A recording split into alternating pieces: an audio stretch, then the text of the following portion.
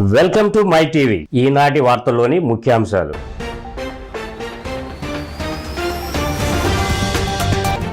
బీజేపీలో విలువలు దిగజారిపోతున్నాయని పీసీసీ అధ్యక్షురాలు షర్మిల ఆరోపణ. దేశంలో స్వార్థ రాజకీయాలు చేస్తుందని విమర్శ. విజయవాడలో ఇండియా కూటమిలోని పార్టీల సమావేశం.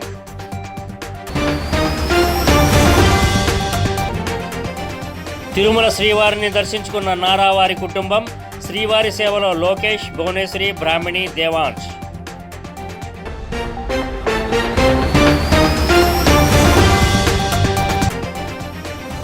రాబోయే సీజన్లో ధాన్యం కొనుగోలుపై పశ్చిమ గోదావరి జిల్లా కలెక్టర్ సుమిత్ కుమార్ సంబంధిత అధికారులతో సమీక్ష. 324 రైతు భరోసా కేంద్రాలను సిద్ధం చేయాలని ఆదేశం.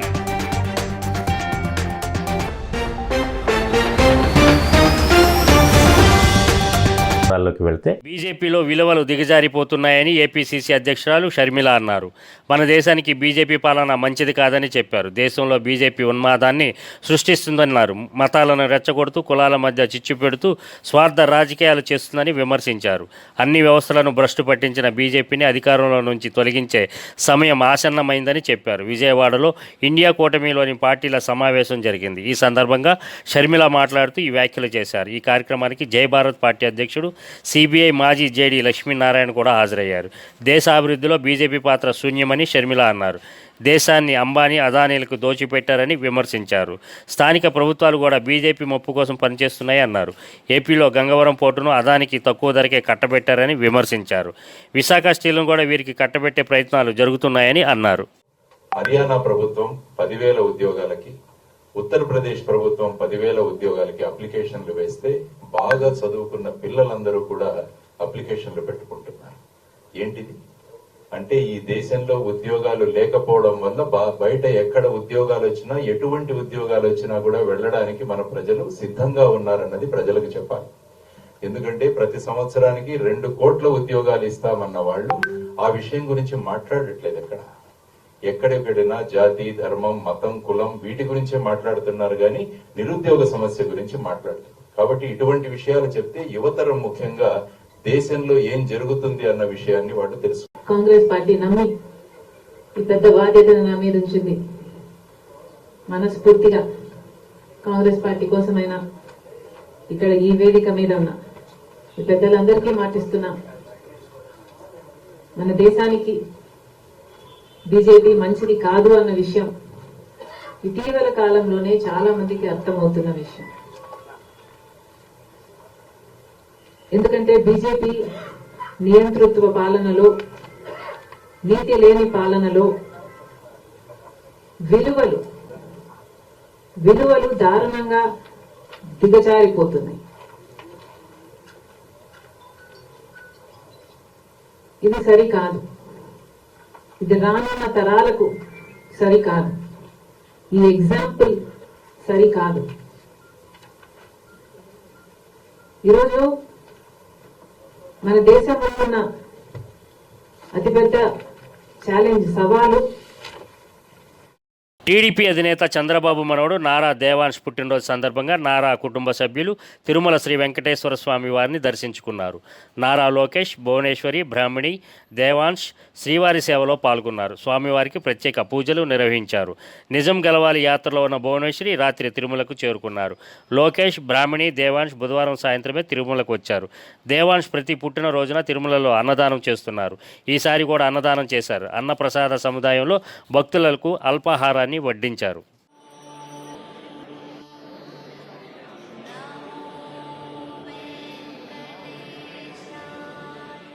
పశ్చిమ గోదావరి జిల్లా కలెక్టరేట్లోని వశిష్ఠ కాన్ఫరెన్స్ హాల్లో రాబోయే రబీ సీజన్లో ధాన్యం కొనుగోలుపై జిల్లా collector Sumit Kumar, joint collector CV Praveen ఆదిత్యతో కలిసి సంబంధిత అధికారులతో సమావేశం నిర్వహించారు. ఈ సందర్భంగా జిల్లా కలెక్టర్ మాట్లాడుతూ జిల్లాలో 2023-24 రబీ సీజన్లో పండించిన ధాన్యానికి ప్రభుత్వం ప్రకటించిన మద్దతు ధరను అందించి ధాన్యం సేకరణ చేపట్టాలన్నారు. రబీ పంట అంచనా 9.45 లక్షల మెట్రిక్ టన్నుల ధాన్యం కాగా 7.50 లక్షల మెట్రిక్ టన్నుల టన్నుల ధాన్యం సేకరణ లక్ష్యంగా కార్యాచరణ అమలు చేయవలసి ఉందన్నారు. మిల్లర్స్ అధికారుల మధ్య సమన్వయం అతి ముఖ్యమని 324 రైతు భరోసా కేంద్రాలను సిద్ధం చేయాలన్నారు. ఇందుకు 1,80,00,000 గోనె సంచులు సిద్ధం చేసి జిల్లాలో అన్ని రైతు భరోసా కేంద్రాలలో తగినన్ని నిల్వలు పెట్టాలన్నారు. రైతులకు ఎటువంటి ఇబ్బందులు తలెత్తకుండా ధాన్యం కొనుగోలు సాఫీగా జరిగేలా రైతు భరోసా కేంద్రాలలో అన్ని మౌలిక సదుపాయాలు కల్పించి అందుబాటులోకి తీసుకురావాలని జిల్లా కలెక్టర్ స్పష్టం చేశారు.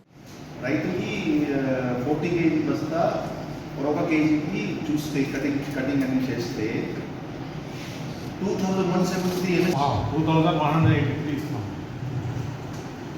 కటింగ్ కూడా కటింగ్ మొత్తం చూసుకున్న తర్వాత 2,173 ఇస్తున్నాం. పక్క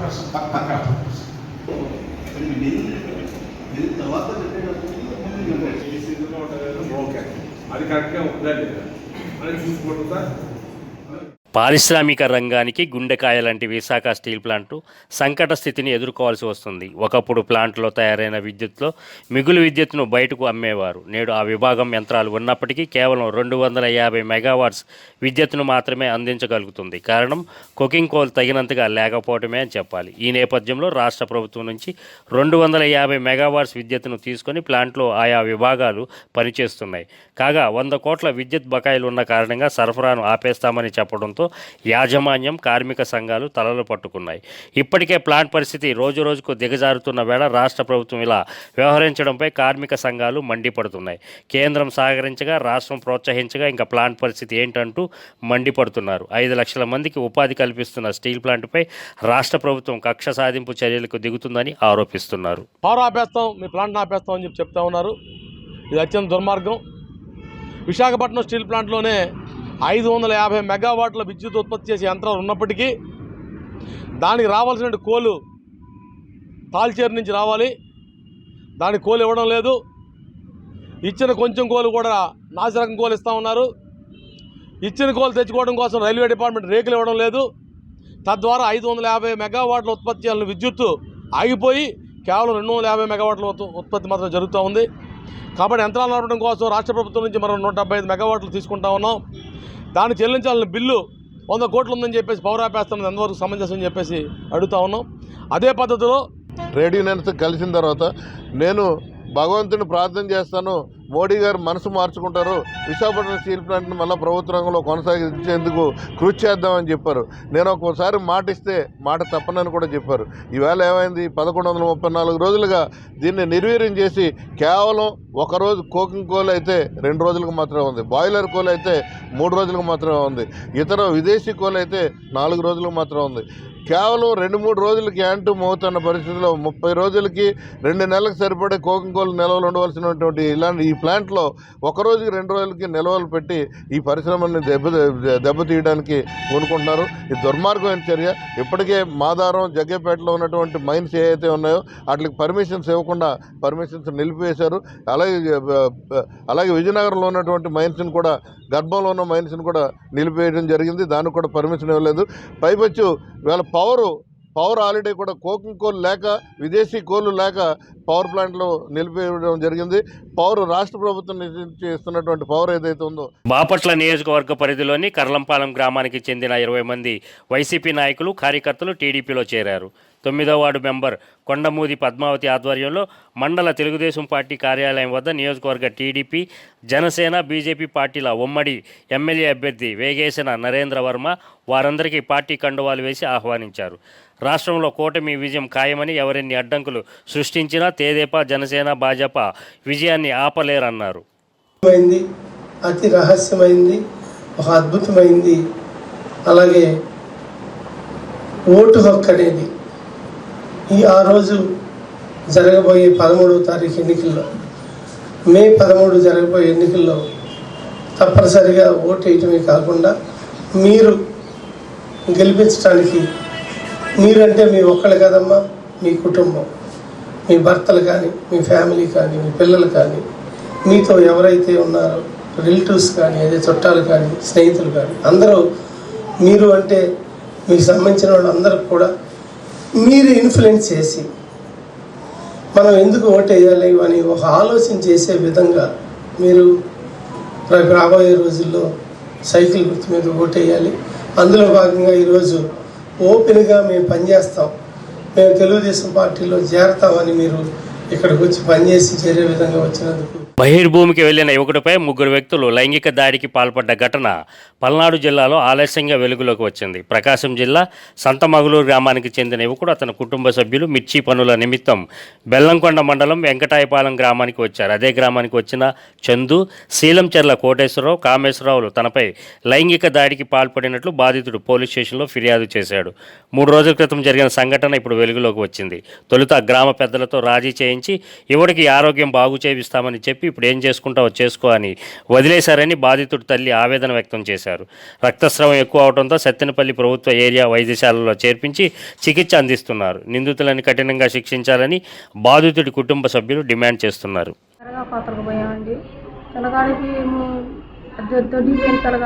ముగ్గురు వ్యక్తులు మన మానభంగం చేసినట్టు ఆడపిల్లలు చేసినట్టు చేశారు.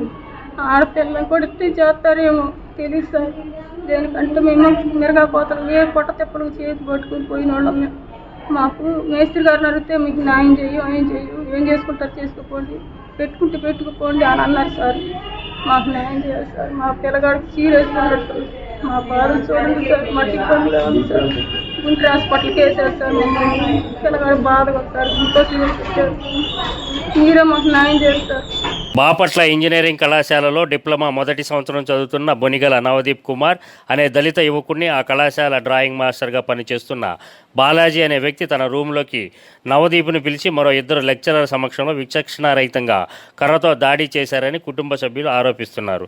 బాధితుల ఫిర్యాదు మేరకు బాపట్ల రూరల్ పోలీస్ స్టేషన్లో కేసు నమోదు చేశారు. మాల మహానాడు రాష్ట్ర అధికార ప్రతినిధి శీలం రోజన్ బాబు మరియు మాల మహానాడు బాపట్ల జిల్లా ఇన్ఛార్జ్ మాంచాల ఆనంద్ తదితరులు బాధితుడిని పరామర్శించారు. అన్నమయ్య జిల్లా గండిబోయినపల్లి మెయిన్ రోడ్డులో టీడీపీ కార్యాలయాన్ని తెలుగుదేశం పార్టీ జాతీయ ప్రధాన కార్యదర్శి పీలేరు నియోజకవర్గ బాధ్యులు నల్లారి కిషోర్ కుమార్ రెడ్డి ప్రారంభించారు. కోలాటాలు, చెక్క భజనలు, బ్యాండ్ మేళాలు, భారీ కేక్ కేటింగ్తో పాటు ఫ్రూట్స్తో తయారు చేసిన గజమాలలతో ఆయనకు టీడీపీ శ్రేణులు ఘన స్వాగతం పలికారు. ఎత్త వాండ్లపల్లి, హరిజనవాడ, బీద వాండ్లపల్లి, గండబోయినపల్లి, దిగువ, వెగువ, మేకల వాండ్లపల్లి, కొత్త వాండ్లపల్లి, సౌట్ వంక, ఇట్లం వారిపల్లి, కొత్త కురవాపల్లి, ఖమ్మం వారిపల్లెల్లో బాబు షూరిటీ భవిష్యత్ గ్యారంటీ కార్యక్రమాన్ని చేపట్టారు. మార్కెట్ కమిటీ మాజీ చైర్మన్ నిరంజన్ రెడ్డి, రాష్ట్ర రెడ్డి సంక్షేమ సంఘ అధ్యక్షులు పులి సత్యనారాయణ రెడ్డి, మండల అధ్యక్షులు గుర్రం మల్లికార్జున రెడ్డి తదితరులు ఈ కార్యక్రమంలో పాల్గొన్నారు.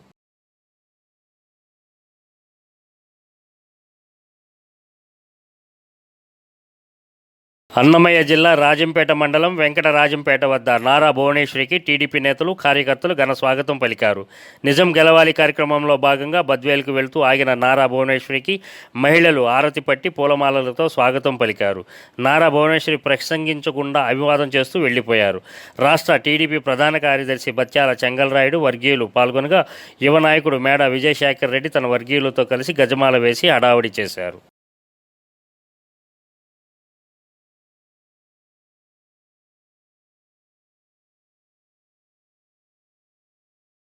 అధికార పార్టీ ఎన్ని కుట్రలు, కుతంత్రాలు పన్నినా పిఠాపురం నియోజకవర్గంలో అన్ని కులాల ప్రజలు పవన్ కళ్యాణ్ని గెలిపించుకోవాలని దృఢ నిశ్చయంతో ఉన్నారని, పిఠాపురంలో పవన్ కళ్యాణ్ 1,00,000 ఓట్ల పైచీలకు మెజారిటీతో గెలవడం ఖాయమని, పవన్ కళ్యాణ్ సమక్షంలో ఇటీవల జనసేన పార్టీలోకి చేరిన వైసీపీ పిఠాపురం నాయకులు సోరవరపు కృష్ణార్జునరావు, మార్నిడి రంగబాబు పేర్కొన్నారు.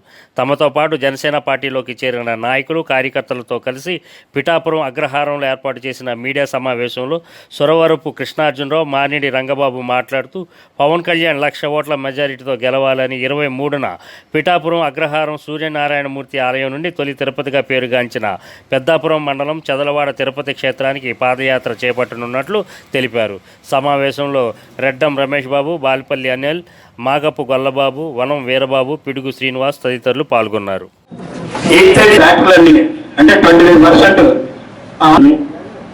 ఈ రోజు పిఠాపురం నియోజకవర్గం అంతా ఎప్పుడు ఫ్యామిలీ అవుతుంది అన్నారు.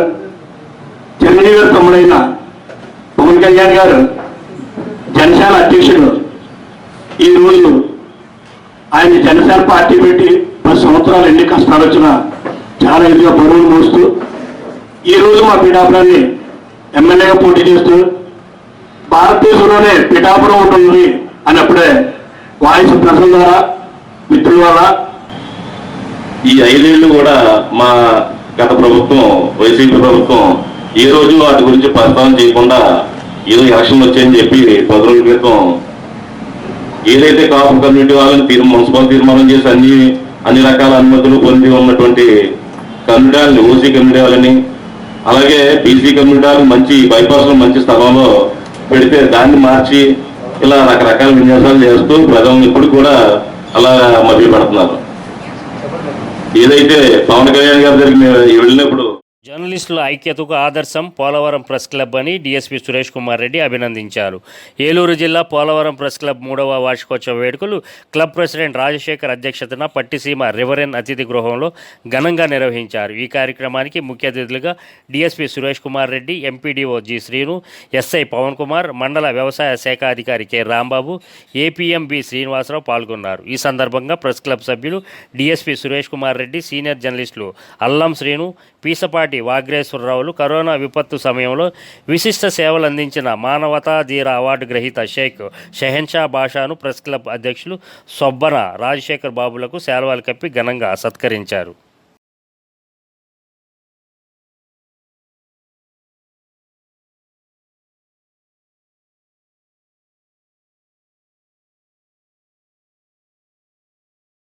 విశాఖ ఉక్కు కర్మాగారంలో కొనసాగుతున్న స్వచ్ఛతా పక్వాడ 2024లో భాగంగా ఆర్ఐఎన్ఎల్ పలు కార్యక్రమాలు నిర్వహిస్తుంది.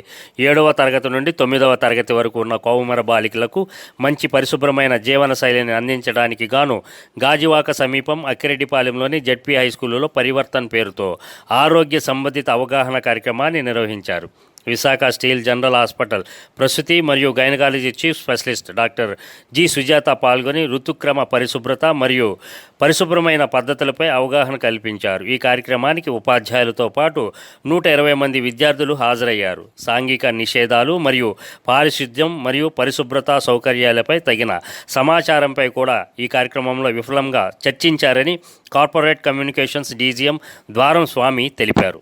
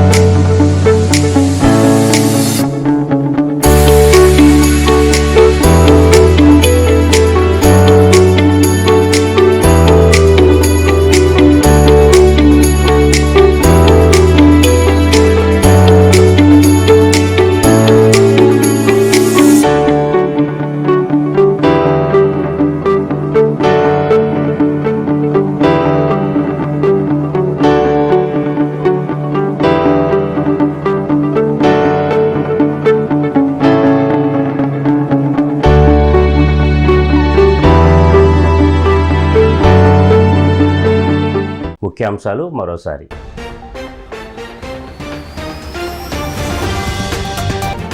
బీజేపీలో విలువలు దిగజారిపోతున్నాయని పీసీసీ అధ్యక్షురాలు షర్మిల ఆరోపణ.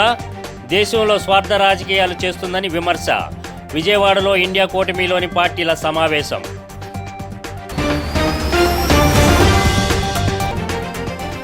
తిరుమల శ్రీవారిని దర్శించుకున్న నారావారి కుటుంబం.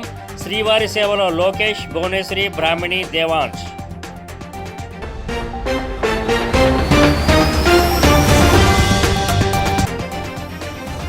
రాబోయే సీజన్లో ధాన్యం కొనుగోలుపై పశ్చిమ గోదావరి జిల్లా కలెక్టర్ సుమిత్ కుమార్ సంబంధిత అధికారులతో సమీక్ష. 324 రైతు భరోసా కేంద్రాలను సిద్ధం చేయాలని ఆదేశం.